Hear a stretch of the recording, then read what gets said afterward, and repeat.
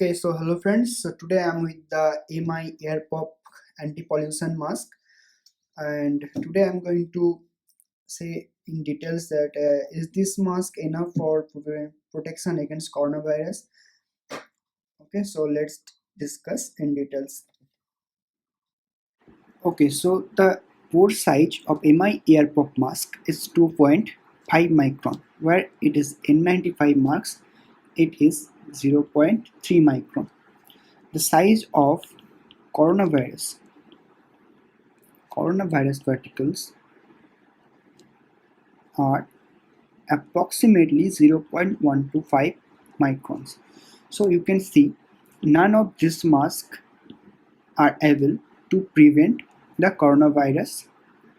Okay, so how it prevents the coronavirus in N95 mask? So you should be thankful to the God because of in coronavirus is not airborne. Okay, it's not airborne. When a person sneezes, okay, when a person sneezes, air droplets comes out from his mouth, and if this person is infected through coronavirus, then virus particles also comes out with attaching his air droplets. Okay, now the air droplets size is 360